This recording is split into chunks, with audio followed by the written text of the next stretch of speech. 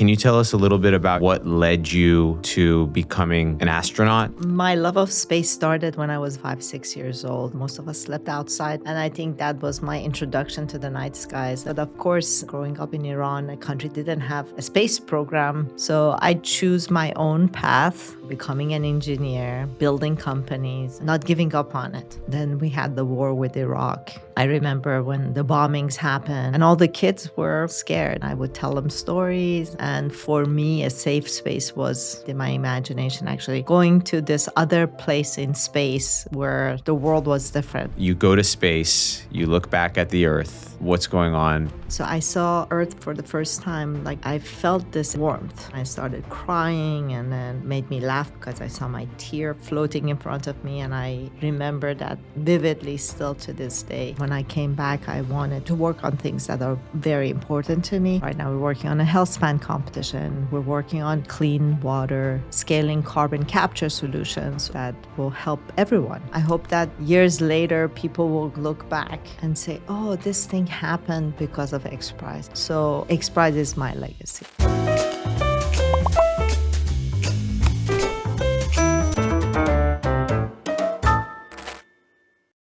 Anousheh Ansari, it's awesome to have you here today. Been following your journey with XPRIZE.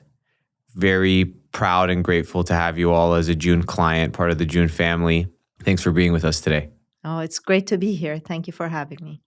Yes, you are well known for being the first Middle Eastern woman in space, first Iranian in space.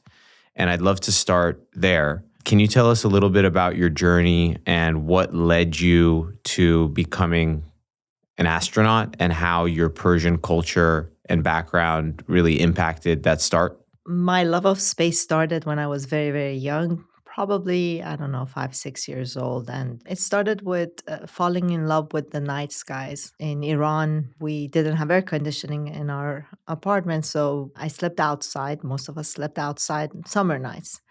And I think that was my introduction to the night skies and the beauty and the mystery of the universe. I was and I am a curious person. So just wondering what's out there, what are those stars made of, really developed my love of space. And it became something that I wanted to do. I wanted to actually go touch them, experience them, live amongst them. And it started my interest in math, science fiction, reading all sorts of science fiction books about space and other things. And that's where it started. But of course, living in Iran, growing up in Iran, a country didn't have a space program. It was not very clear how I would make that dream come true. And through a very convoluted, windy road of coming to United States, actually becoming an engineer, building companies, and successfully exiting them, my path to actually becoming, an astronaut was paved. But most importantly, at the heart of that was that the fact that I one believed in finding a way to go to space, and two, not giving up on it. So when the engineering path, that was the first time I was like diverting from what I thought I would do, which was I would become an astrophysicist and invent something. But later on, as an entrepreneur, I decided that I'm going to continue on the path of entrepreneurship, but with an eye toward finding a, off ramp to go back to my passion, which was space. And that happened when I sold my company and through XPRIZE. Can you tell us a little bit about your upbringing in Iran? You mentioned sleeping outside, no air conditioning. I think you were probably 12 years old around that age at the time of the revolution. How do you remember your time in Iran? And I do. I grew up in Iran until I was 16 before I left. So I remember growing up, I went to a French Catholic school, all girls school, and life was normal. Life was wonderful. I was in a middle class family, and didn't have a care in the world. But when the revolution happened was the first time that, I was exposed to violence, anger, people shouting, demonstrations.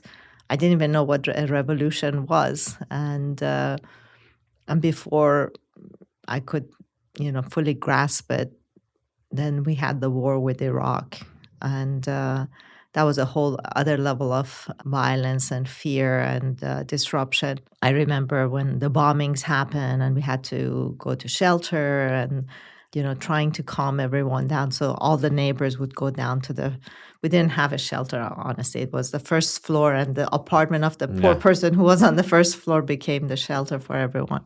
So we'd all go to their place, and all the kids were, scared. And somehow, and I don't know why, I was the older kid amongst all of them, and they felt safe with me. And I would tell them stories, and keeping them calm became the thing I used to stay calm myself.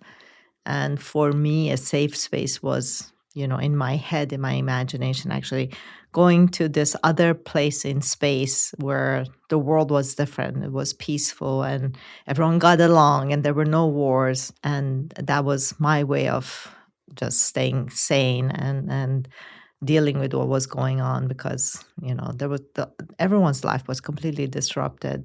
Shortage of food, fuel, basics, long lines. I remember we were taking turns. Like my mom would go in and stand in the line for sugar, and I would stand in the line for fuel for heating, and someone else would be the line for bread. And so it was just a different world we were living in. And so I think experiencing that, I knew, that's something that I don't wish on anyone, and I hope that it doesn't happen to anyone. So it gives me a sense of having at least an appreciation of what happens in countries in conflict and war.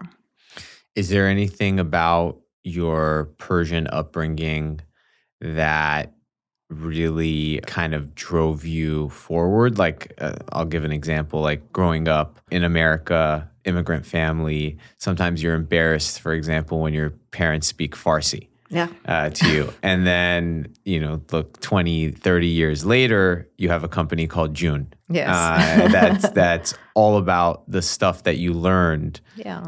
Growing up in a Persian family, the way that we take care of one another, the love, the life, the energy. Yeah. And it kind of comes back and you're like, oh, wow, like this thing that I was kind of shy and embarrassed about growing up is actually a big part of my identity. Yeah. And a big part of something that has driven me forward. It sounds like a lot of that had to do with maybe some of the conflict that you experienced.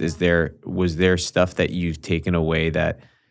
Yeah, I think Yeah. I've always been very proud of my Iranian heritage at the time when people probably didn't admit they're from Iran, or they called themselves Persian, which I always say I'm from Iran, not Persia, because there's no country called Persia right now.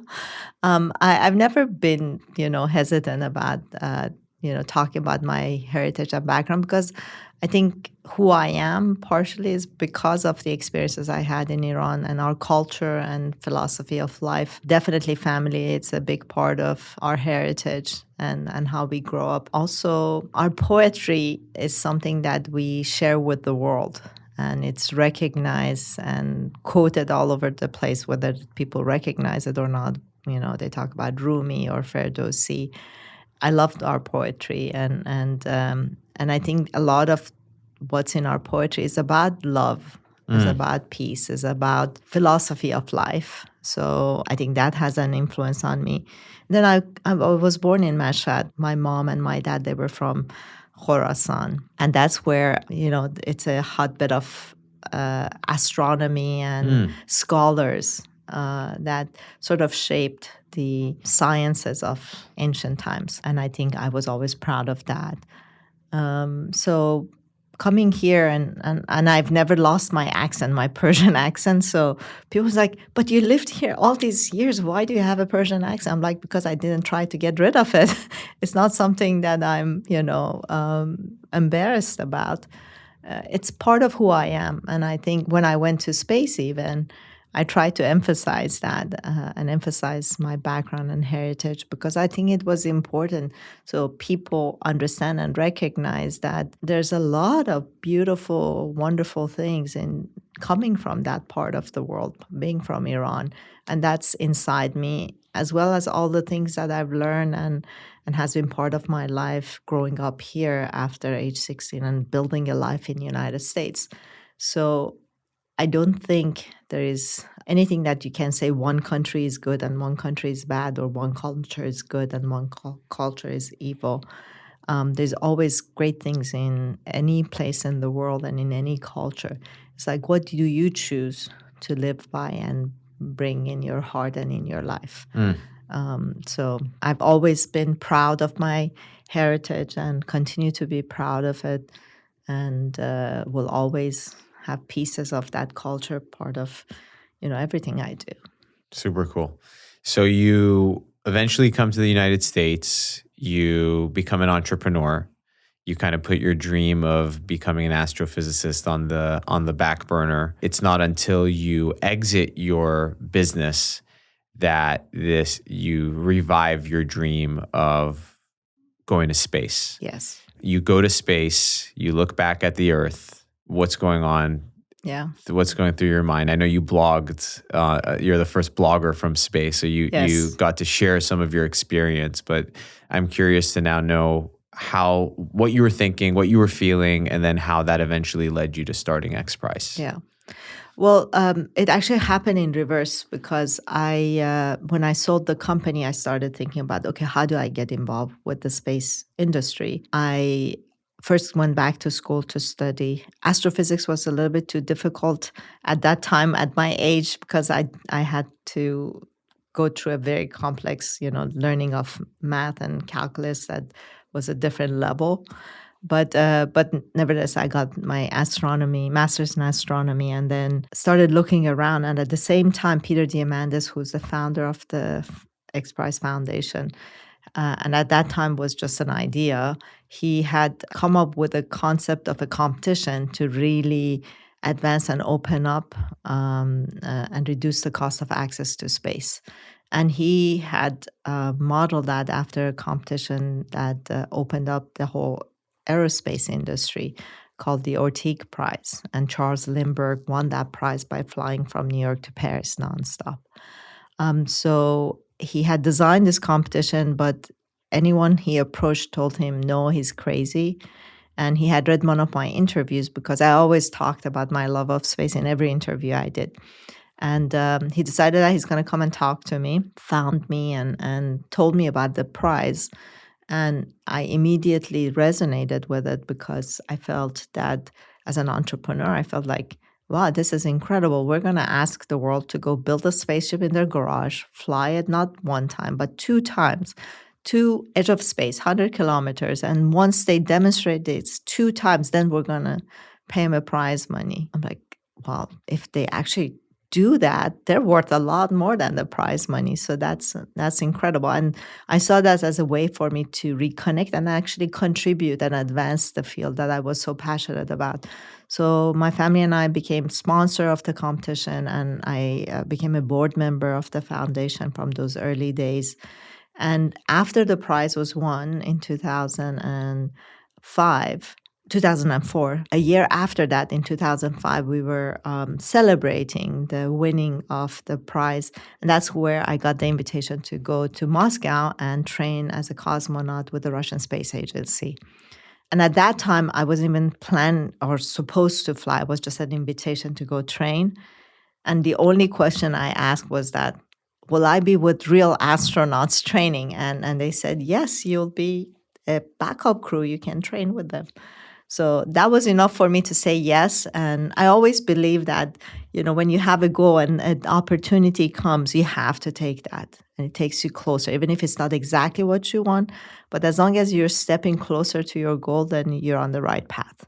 So I went to Moscow a few months later after I passed my medical exams and started training, trained for 9 months in one of the coldest winters in Moscow full time. And that's when, at the end of the training, I got the invitation to go to space. And that was all because the person who was supposed to fly actually developed a medical condition and he couldn't fly. And I was his backup. So that's how my life completely changed. And of course, it took me a split second to scream, yes, I'll go to space. And then 3 weeks later, I was strapped on top of a Soyuz rocket ready to launch the International Space Station. And sitting on top of the rocket, going back to your question about how I felt, I was sitting up there and thinking to myself, how the hell did I make it here? And how you have flashback. I went through, my entire life, just, growing up in Iran, coming here, and all the people and all the events in my life that sort of, all the dots that connected that got me to be at that point on top of that rocket in that seat and fulfilling my childhood dream. So I felt just gratitude. I felt like this was meant to happen for me. And as long as I took the steps, I made it there. And I was grateful for all those people in my life who sort of helped me 1 inch at a time, 1 step at a time to get there. And it was an incredible feeling. There's people that like pushed you along the way. I'm sure there was also people who didn't believe in that dream. Are there any sort of recollections you have of people who said no to you or basically made it feel like it was impossible that pushed you forward? So, as you can imagine, just growing up in Iran and telling everyone you're going to be an astronaut and go to space, your family, your friends, they're like, that's not going to happen. But they were kind enough to me, especially as a child, that they never told me, oh, you can't do it. They just said, yeah, sure, of course. But they never believed it. And then later on, I don't think anyone took me seriously enough to even tell me, no, you cannot do it. And when the time came that I had the opportunity to go train, and I said, yes, the only people that I was worried about were my family, and especially my mom, because she's a very important person in my life, and I was worried that she's going to say, no, you can't go. And I, even if she told me, I would still go, but it would really break my heart. But I was really fortunate and happy because my mom, even though she was just freaking out and she cried the whole time I was in space, and as you can imagine, it's very difficult. So she never said you shouldn't go. My husband never told me you shouldn't go. They all had heard me talk about going to space my entire life. And I was 40 when I flew to space station. And they all just knew how important this was for me. And they all said, yeah, we'll pray for your safe return. That's all they said. And I think that was great. And it made me feel good about what I was doing. And I felt supported. But in general, I've had people tell me I can't do things all my life. And I always get more motivated when they challenge me and say, oh, you can't do this. The more I want to show them that I can do that. And that's been in many other occasions where as a tech entrepreneur, a female tech entrepreneur, female CEO of a tech company, a female engineer. Throughout my career, I've had many people who doubted my abilities, and I had to prove them wrong. And in this case, the only people I cared about were my family, to just make sure they're okay with it. And they were. But a lot of people criticized me after I was in space, because I was doing the blog back then. A lot of people started writing, and mostly good and positive. But some people was like, oh, you wasted all this money. You could have been helping children in Africa instead of going to space. I'm like, well, I help children in Africa, but this was important for me and my life, and I think I've earned the right to spend the money that I made the way I felt it was important for me. And I do also a lot of work to support causes that I believe in too, but one has nothing to do with the other. And people go spend money on buying huge yachts or huge homes, and I don't believe in yachts or homes, and I don't have either one, but I believe in experiences that change your life, and this is what I believe in. So cool. When I asked that question, I was like thinking about your parents and your family, Iranian family just being like so scared for you. But that's amazing that you were able to get their blessing. And something else about your journey that stands out to me is a lot of a lot of people, they think about like reaching this like pinnacle of success, and then they are going to go to the beach, retire, Yeah. hang out. Whereas when I've studied what you've done, it's like you exited your company, but then you went back to like this beginner mindset. You went back to school Mhm. and you went through this training. Mhm. You went to space Mhm. and you come back and then you decide to kind of do it over again. So how did you go from the space experience to then being like, okay, let's do this XPRIZE thing? Yeah. So the experience I had while I was in space had a lot to do with it. It's a transformational experience. When you see Earth from space, when you see our world through that lens, it really shifts your perspective. You see our planet, and one, you viscerally feel how unique it is. And I remember when I was able to see Earth from when I was still in the capsule. So it took 2 days for the capsule to reach the space station back then. And so I saw Earth for the first time, like within, I don't know, it was maybe 30 minutes after the launch. And it was a very emotional moment for me, which I remember clearly even now. And I felt this energy of life from Earth, and this energy and warmth. And even though I knew it's, in my head, not physical, it didn't matter. And it was emotional. I started crying, and then made me laugh because I saw my tear floating in front of me. And I was just, it was very emotional. And I remember that vividly still to this day.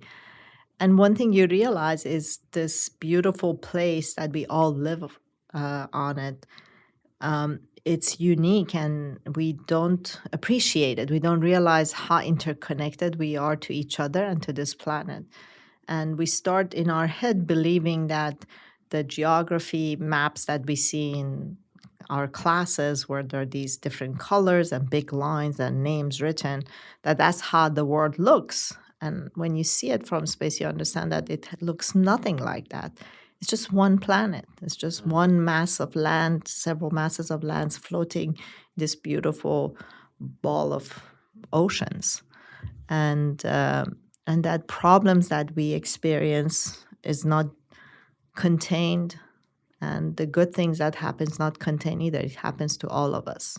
It's a matter of time as our planet's moving and turning all the time. And so you understand that in a different way when you're in space, and that has a lot to do with it. The other experience that changed my perspective was during my training, and then when I was on space station.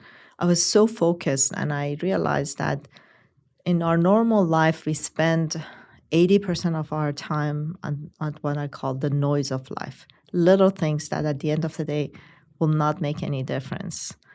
And only maybe, if you're lucky, 20% on important things. And when you flip that, your experience of life, your satisfaction with your life and contentment changes. So I decided that when I come back, that I want to spend 80% of my time on the big picture things, the important things, and maybe 20% on the noise. And it's a practice that I try to this date and will continue on that journey, not always perfect. But when something happens and it draws my attention, I ask myself, it's like, okay, if I don't do anything and if this thing completely goes wrong, goes south, what's the worst thing that can happen? And if that worst thing is something I can live with and it won't really matter, then I don't need to worry about it. I shift my attention to the things that would matter. And I think that was a big part of my decision. When I came back, I wanted to work on things that are very important to me. And XPRIZE Foundation was where I had been part of for a long time. I've seen the platform being built for creating really massive change in the world. And I felt that by being at the helm, I can really build that platform up, scale it up, and really focus it on big problems in the world. And that's what I've been working since for the past 6 years as CEO, with the support of the board and Peter, really building up the platform that was already great to be even better and more laser focused, and really finding those big problems in the world that are stuck and bringing innovation, capital, and attention to solve those problems for humanity. That's a really cool way to draw that connection, because you zoomed out, you saw this like lack of borders, this unified Earth, what do people say, like spaceship Earth? Yes. And that then impacted your perspectives about how you wanted to prioritize your time, energy, efforts, your career to work on things, projects that push humanity forward. Yes. Push all of humanity forward, not just the United States or specific parts and pieces. How do incentive-based competitions potentially outperform or offer a unique angle at innovation compared to traditional venture capital, R&D, some of the other ways that we're used to pushing technology forward? XPRIZE and the way we use competition, Yeah. and I'm emphasizing the fact that we use competition different because there are lots of competitions out there, but an XPRIZE is very different. And not every problem is an XPRIZE problem to solve. So we actually look at all the other ways innovation can solve problems. And if it is solving the problem, if normal flow of capital and innovation and attention is going towards solving a problem, then that's great. We don't need a prize there. We don't need to do anything. We actually try to look and identify where problems are stuck, which normal pathways, normal capital forces, or governments, or other pathways to innovation companies, it's not really solving the problem. And then we try to dig deep and understand why not. What's stopping it? Why is innovation not happening fast enough? Or why no one's looking at this problem? Maybe there are policy issues. Maybe the risks are too high. Maybe it's a problem that requires collaboration from different parts of the, different sectors, different disciplines. So when we identify a problem that is stuck, then XPRIZE can really, through our deep research and the community that we built, identify where we need to really create innovation and change to create impact and a viable solution, long-term scalable solution for the marketplace. And then we set very specific measurable objectives that will drive solutions to go in that direction. So we direct innovation specifically. So it's not innovation for sake of innovation, it's really directing it. And then the other thing we do with those goals is that we push for innovators to take giant leaps. So we don't believe in incremental change. We want people to really push the boundaries to the degree we call it audacious but achievable, and push the innovators to create those types of ambitious, bold solutions that will really solve the problem. And that's what's unique about our approach to these prizes. And it's sort of, we feel this gap in the marketplace for bold innovation toward these specific problems. But then we bring our whole community and ecosystem that we built over past 30 years to help, pave the way by educating the public, by working with policymakers to create new policies.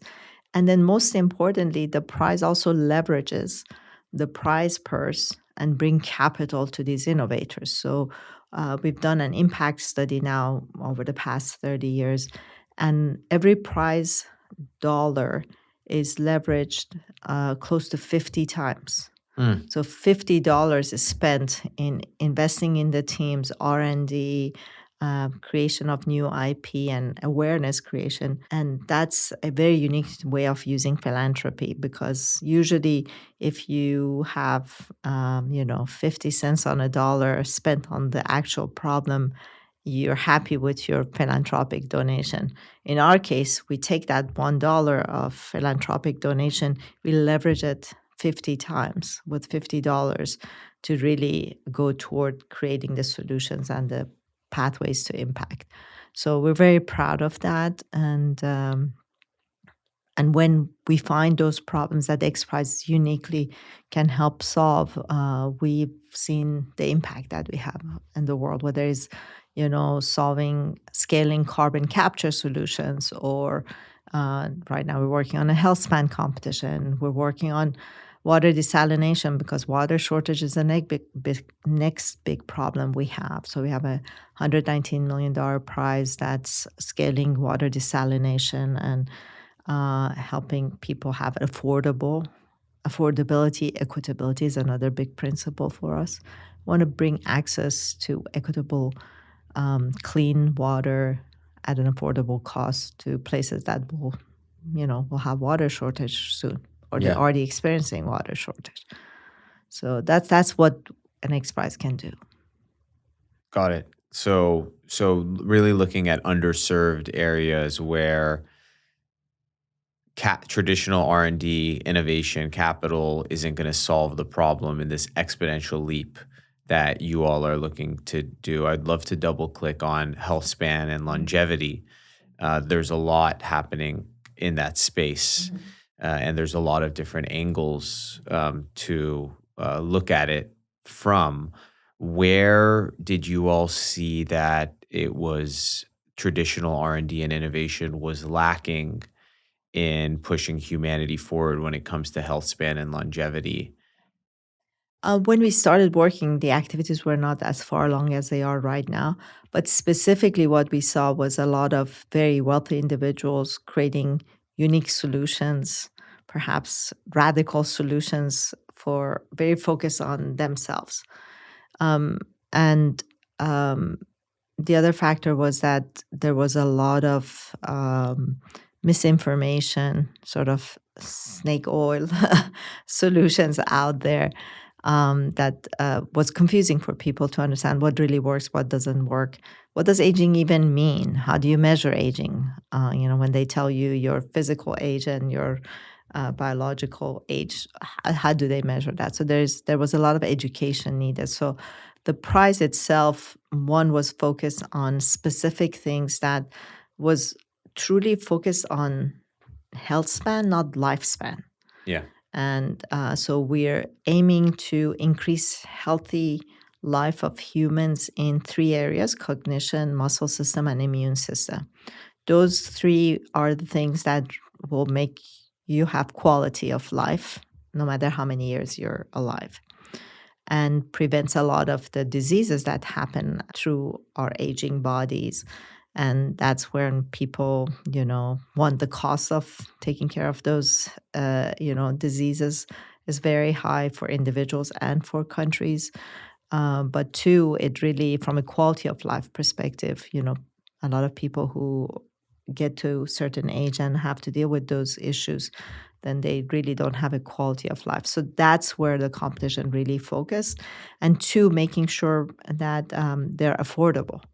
So it's not just for a segment of the population, but it is for everyone. That's why we're focused on therapeutics. We're focused on things that are not going to be invasive, in terms of treatments that are not invasive. So that's where a lot of our focus is on this prize, is to find solutions that will help everyone live longer, healthier life. So and we've been really proud of, all the teams who are, coming up with those types of solutions.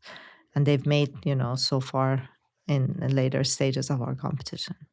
No one has won that competition yet? No, it's a 7 years. It's a truly a long, one of our longest competitions, 7 years. We're in 18th or 20th month right Okay. now. Oh, So so at the beginning. it's going to be one in 2030. Wow. We will announce people who've made it through the milestone so we can share advancement.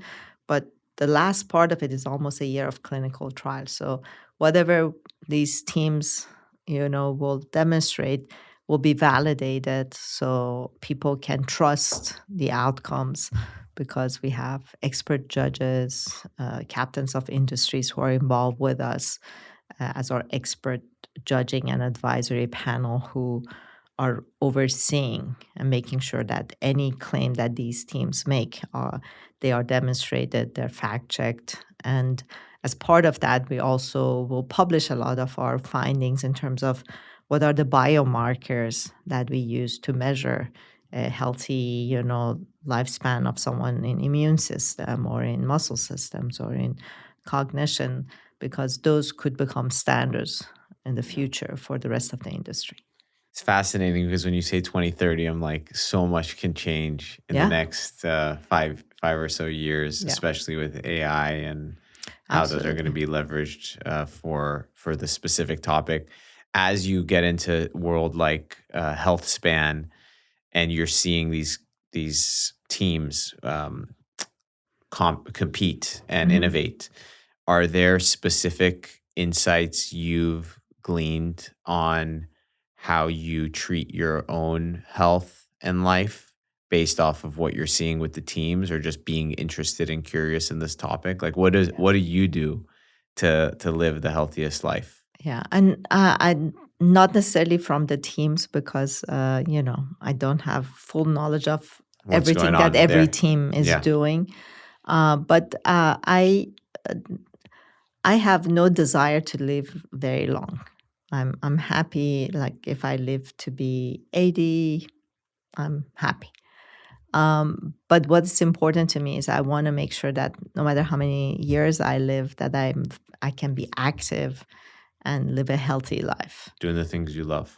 Do the things I love. I love being outdoors and in nature. I don't need to be running, but I want to be able to do hikes and walk and be in nature and enjoy the world while I'm alive. And to me, that's why whatever I do, whether it's the supplements I take or exercising every day, making sure I'm building muscle because as we age, I've noticed I'm 58 years old. So, building muscles I know is a big part of living a longer, healthier life. So I read a lot, I read articles. I also know that there's a lot of claims that are not backed. So I sort of choose my own path of longevity. And, I pay attention to the signals my body sends. So when uh, you know, if I'm doing a regime that is giving me energy, then I continue it. If I do something and I feel like it's stressing me too much, I try not to do it. And I think mentally also, your mindset is very important. And stress is a huge factor in the health of individuals. So, as much as possible, which is almost impossible these days, reducing stress Yeah. is one of the things. It's a philosophy of life, and it's not caring, but understanding that how do you deal with an issue if you care about it, and how you balance that care and action with just fear and anxiety. And the more you just give in to fear and anxiety, the less productive you are in actually finding a solution and dealing with it. And I think one major benefit of being an engineer and just who I am, I'm a problem solver. So when I see a problem, instead of focusing on how bad the problem is, I just could, quickly go to the problem solving mode. And I think that helps me feel in control. Yeah. Because when you're overwhelmed and you see there is a problem and can't do anything about it, it's just a source of fear and anxiety. But if you are doing things to solve it, even if you haven't solved it yet, you feel more in control and less of a victim.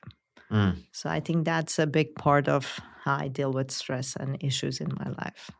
Yeah. I love nature too. Yeah. It's a great longevity and mental health hack, especially as we are so connected and tethered to our phones. It's just like a great excuse to be away from technology and out there exploring. So I'm also very much with you. I think when I got the opportunity to speak to your team about health span, and a lot of it also had to do with some of the things that you're saying is like health has become so entertainment focused, meaning the most polarizing views on social media get the most clicks, the most engagement, and sometimes it's the most basic, boring things that get overlooked. How much are we moving? How much, eating whole unprocessed foods, sleeping. Stress is fascinating because we want stress, like a certain level of stress, because that is what makes us stronger.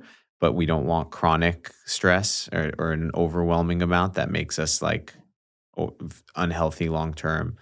And then the mental health stuff, I think when I came and spoke with your team, you were in a sound bath. You Yeah. guys had like a sound bath for your team Yeah. for your offsite. You spoke a little bit to it, but it has like meditation, mindfulness. Has that also been a part of your health journey? It has uh, differently in different stages of my Okay. life. For example, I find it difficult to uh, maybe sit down for 30 minutes and meditate because, I just have a very active Brain. mind and imagination.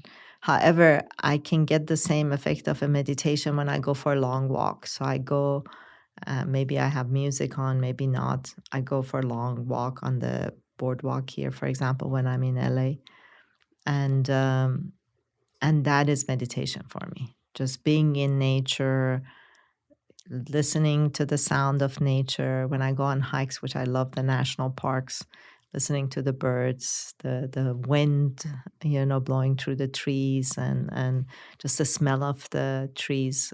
That's meditation for me.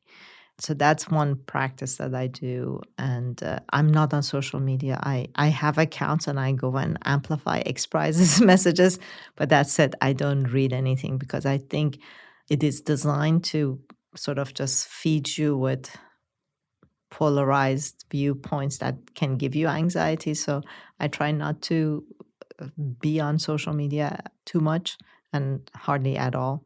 I probably check my accounts once a week, which when people That's awesome. message me on LinkedIn, they're like, we sent you a message. I'm like, I'm sorry, I don't check my messages on LinkedIn that often or on Instagram. So even though I have accounts, they're not very active. I try to talk to people face to face in person, even if it's on the phone. I think talking to people versus texting and emailing, it's another way of really, I think, communicating more effectively and not reading too much in the words that come across a text because there's so much misinterpretation and discontinuity when you just communicate with someone over a period of time with text, whether it's your Oh friend or yeah. your family or your Like, colleague. yeah, I've been thinking about that, like with like Instagram and things, like with different conflicts and stuff. Is like people just post something to their story, and it's like, I believe this, you believe that, and it's like, do you disagree with this person? Do you agree with them? There's Mhm. no nuance in terms of how it is to have a conversation like this, or in Exactly. the world where you can share a little bit more of the different layers of your perspective. It's like playing cards. It's like, this is my card, this is your card. Exactly. It's Because we think everything is a zero sum game, yeah. and that if you're right, then I must be wrong, or if I'm right, then you're wrong. There is nothing that says that we are both right and wrong at the same time because there is no clear 100% right and wrong. Our experiences, our point of view, where we grew up, what we experienced there. A lot of that plays into how we see something. We both may be in the same place and have the same events happen to both of us at the same time, but we would experience it differently. Yeah. with everything that goes in our lives. So having a conversation allows you to share that perspective and find a place where you say, okay, yeah, I can see how you saw something differently or experienced it differently and why I didn't experience it the same way. There are, siblings that grow up in the same family, go through the same experience, come out of it completely different. Yeah. So I think that's why conversation is important. And we need to leave space and listen and understand someone else's point of view. Doesn't mean you need to agree with them, but you can't say they're wrong for experiencing something. They're experiencing it. You can't tell them they're wrong in their experience. That's how they feel and see it. Speaking of like, you've talked a little bit about like curating your environment, curating maybe your kitchen pantry so you could eat healthy. We didn't get into that, Yeah. but just like assuming, and you're off of social media, you have a lot of information in your brain. When you're not doing your company, if you're not checking social media, how are you curating your content feed? Like, what is Anousheh's content feed? What are you reading? How do you decide what to pay attention to? Because that then impacts sort of the state of your mind and what you're learning and focused on. So I pick what I want to read. I don't let things The that I read algorithm, that I don't let the algorithm tell me what I read. So there's certain, publishings, or I love podcasts. So when I go on some of my long walks, I have selective. favorite podcasts. I actually love a lot of NPR podcasts. I still listen to a lot of entrepreneurs like Hi, Built This, or TED Radio Hour. I love listening to people sharing their knowledge, experience, all that. So I tend to listen to a lot of podcasts like that because I learn from people's life stories and experiences. I love reading memoirs and autobiographies because the journey of someone's life may give me an insight into, how to deal with a particular situation that I may be in. So that's one thing. And then I have certain, newspapers or magazines. Like I read MIT Review because it gives me a good glimpse into all the new technologies and what's happening in the world of deep tech. I read The Atlantic, for example, articles from there. There are different, sort of daily feeds that I get from Forbes or Fortune magazine. Being more intentional about what. Very intentional about what I read. And again, I try not to only read headlines because headlines are meant to grab your attention and sometimes, really post something with a negative point of view. But when you actually read the article, you see that they're not actually proving what was in the headline. They're Yeah. just saying that this is a possibility, but here's all the other reason that may not be real. So even scientific paper, I've noticed that they do try to make the headlines more sensational. Mm, And then when you read it, it's like, oh, so they haven't still solved the problem, but yeah. yeah. So that's being intentional with how you receive your information and making sure they're good sources of information and not biased. Yeah. I'd imagine also I think a lot of us are spending more time like chatting with AI, Yes, and like that becomes its own personalized, curated content feed of sorts too. true. And I've been trying to figure out what relationship I want to have with AI because on one hand, I am very excited about the potential that it provides humanity with solving some major problems. It is helping people who won't have access to certain resources to really be able to gain access to great knowledge in sort of in a very consumable fashion. At the same time, I fear for how it will impact society as a whole. I fear about how it has shifted the balance of power in the world, and will continue to do that. I fear that it's controlled by a very small handful of companies and individuals. I fear about how it will make us get used to just having the answer, but not understanding where the answer comes from. Mm. So there's a lot of question marks in my head, and a lot of our focus right now at XPRIZE is how can we mitigate and help shape the direction that AI will grow in a way that is equitable, that it will benefit society and humanity, and that we are deliberate and focused on making it safe for society. I want to switch gears a little bit around some lessons around how you lead teams. You've built organizations in different fields, and for-profit company. You're now in the nonprofit space. What are some lessons you've learned about leadership and resilience? So, my philosophy in leadership is that I won't do anything that or ask anyone to do something that I wouldn't do myself. I wouldn't do something that would have upset me if I were in the other shoe. And I admitted to my team, I always admit that I'm not perfect and I will be making mistakes. So I want them to be open and honest and direct and share their thoughts and feelings and opinions. Doesn't mean that I will do what they ask me to do or agree with them all the time, but I will listen, and I will listen with an open mind. Uh, am I perfect at it? Probably not, but that's my philosophy, and that's how I lead my team. Um, and I do believe in team, so it's not like I have all the answers and I'll tell you do as I say, and the reason I have them there because I felt that they have skills that I lack, that are really good at what they do. And if I selected them, I need to listen to them. So that's a big part of my leadership philosophy.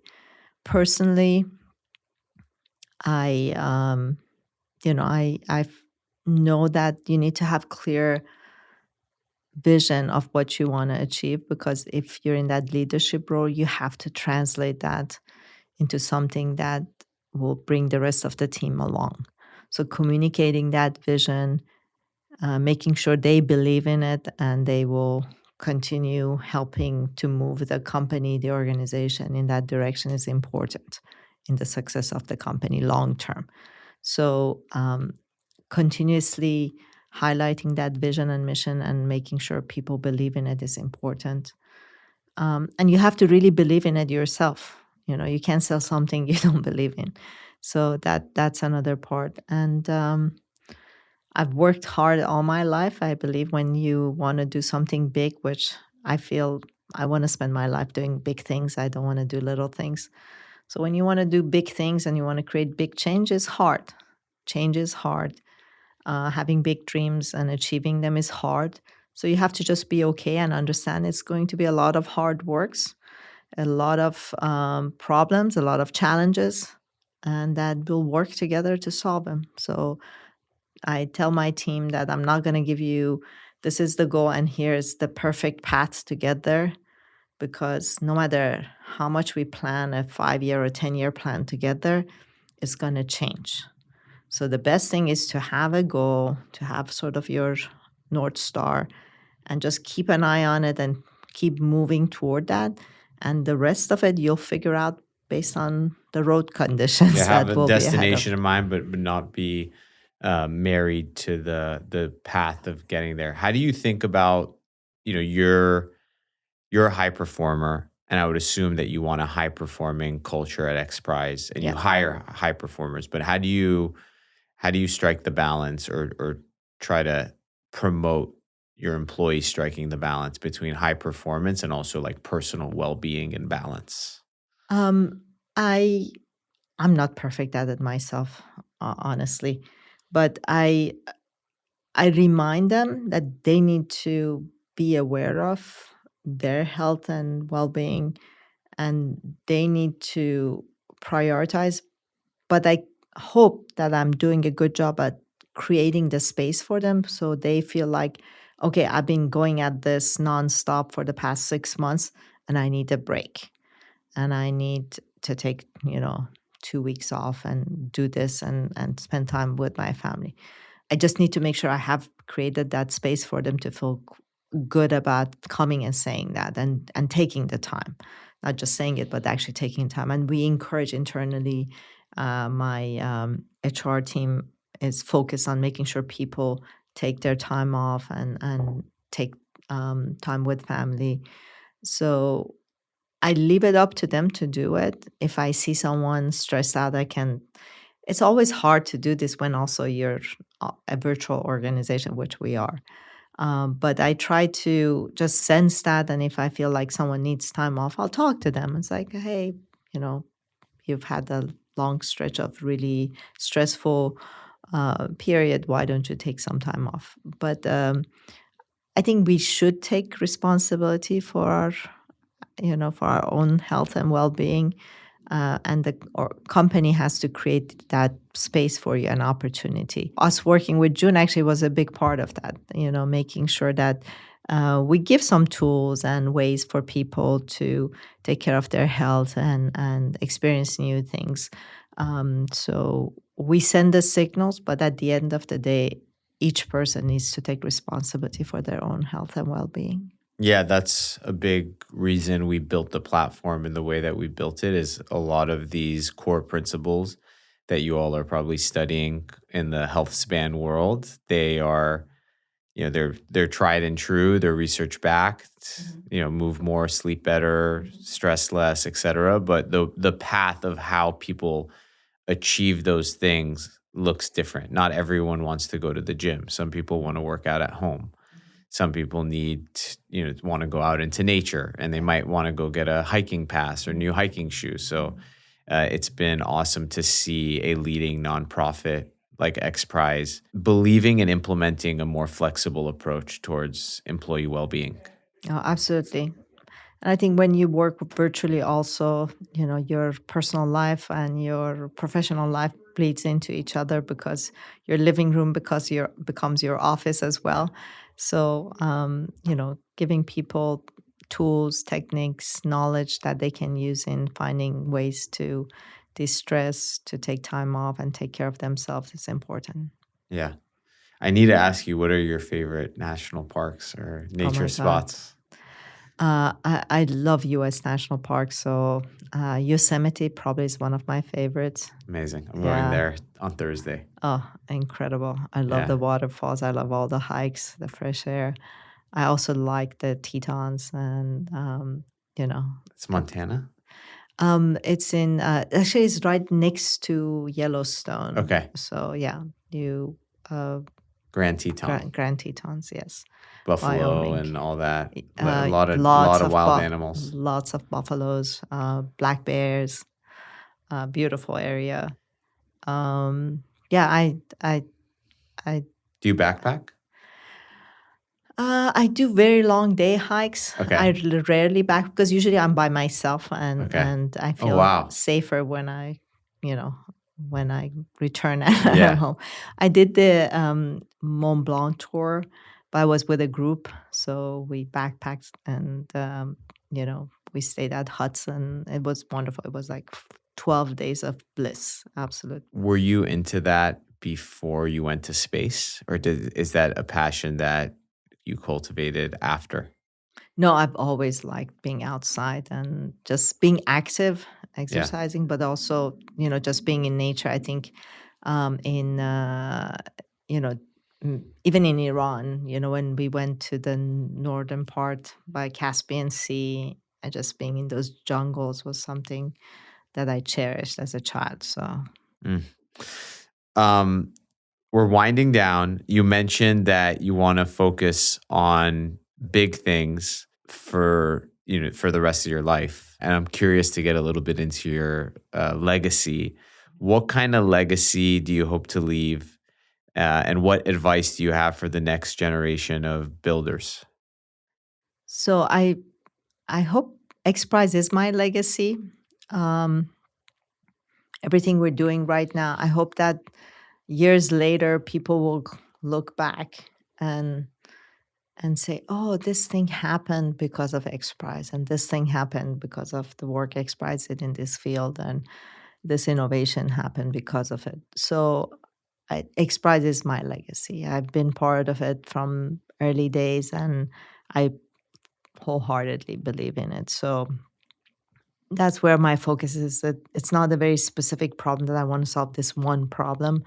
I think our society is complex right now, and there's a confluence of problems that is shaping the future of humanity. And I feel like we're at the very important point in human history that our decisions can have massive impact on how the humanity's future will look like in 20, 30 years. So that's where my focus is right now. And For the builders and makers, um, this is something I'm talking to a lot of young people who are thinking of building companies or involved in being part of these big industries. And our society is having the problems we're experiencing because our society has been very focused on short term, and we have become short term thinkers in everything in our lives, in our companies, in our endeavors. And we're building for like the next quarter, next, maybe if we're very lucky, we look forward 1 year. Yeah. And that short-term thinking means that we don't think about long-term impact of what we're doing. And because we're building short-term, that sustainability, longevity of what we're building and that bigger arc of the impact on society is not considered. And I think that's why we have a lot of the problems we have. So I hope whatever people are building, or if they're part of the big company, they continuously bring this question to the table that what about 5 years? What about 10 years? What about 20 years? This thing that we're building, how will it show up in society? How will it impact the society in 5 years, 10 years? How do we build it so it will last that long? Because we will make different decisions in building things if we think long term. Yeah, you have some of the smartest people in the world building dating and social media apps instead of focusing on some of the key areas Yeah. that you all are focused on at XPRIZE. I read that you all have catalyzed over $31 billion in investment across fields like carbon removal, space, longevity. Are there any principles you've observed around how people are consistently pushing through, like pushing this innovation through past these hypotheses they might have?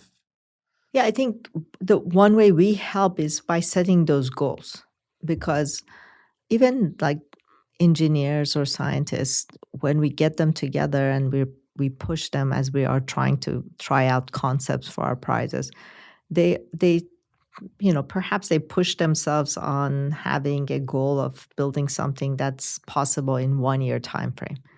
And we say, well, what if you had 2 years and you pushed yourself? And that's when we see they're resisting, they're not sure because it may sound crazy, it feels crazy. Our society has become very, uh, you know, scared of taking risk or bold thinking. And especially engineers, scientists, entrepreneurs feel like if they push the boundaries, then they will be marked as crazy and that they won't be able to get the investment they need or support they need. So they don't push themselves, or they don't, even if they're thinking it, they don't dare say it. Mm. And we create a space where we allow them to say it, not only to say it, but we allow them to pursue it because we make it okay with the prize.